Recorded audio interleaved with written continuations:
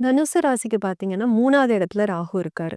3ங்கிறது வந்துட்டு ஒரு தைரிய ஸ்தானம், ஒரு வெற்றிய குறிக்கக்கூடிய ஒரு ஸ்தானம். ஸோ அங்க வந்து ராகு அப்படிங்கிறவர் இருக்காரு. அதுவும் உங்களோட ராசிநாதன் குரு பார்க்குறாரு அந்த ராகுவ 7லேருந்து பார்க்குறாரு. ஸோ அப்படிங்கும்போது வந்துட்டு, அ ராகுங்கிறவரே ஒரு பிரம்மாண்டமானவர். எல்லாத்தையுமே வந்துட்டு ரொம்ப பெரிய அளவுல பண்ண வைக்கிறவரு. ரொம்ப பவர்ஃபுல்லான கிரகம் அப்படிங்கிறதும் கூட.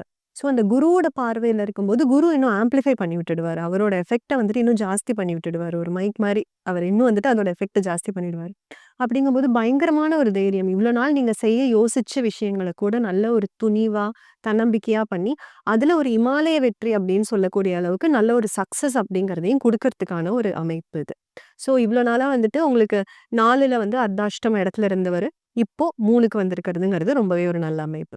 அதாவது நெறைய பேருக்கு வந்துட்டு இப்ப பார்த்தீங்கன்னா, நான் ரொம்ப ரிலீஜியஸ் கிடையாது. ஆனா நான் ஸ்பிரிச்சுவல் அப்படின்னு சொல்லுவாங்க இல்லைங்களா? ஸோ அவங்களுக்கு எல்லாமே வந்துட்டு ஒரு நல்ல ஒரு தெளிவு அப்படிங்கிறது கிடைக்கக்கூடிய ஒரு காலகட்டம். நெறைய ஒரு டெம்பிள் விசிட்ஸ் அப்படிங்கிறதெல்லாம் கிடைக்கும். அண்ட் ஆல்சோ போயிட்டு வந்தாங்கன்னா, அதுக்கான ஒரு பலன்கள் அப்படிங்கிறதுமே வந்துட்டு நல்லபடியா கிடைக்கிறதுக்கான ஒரு காலகட்டம். ஸோ ஓவராலா அந்த ராகு, கேது 2த்தோட பிளேஸ்மெண்ட்டுமே பார்த்தீங்கன்னா, தனுசு ராசிக்கு க்ளோஸ் டூ 75% பாசிட்டிவா இருக்கு இந்த பீரியட்ல.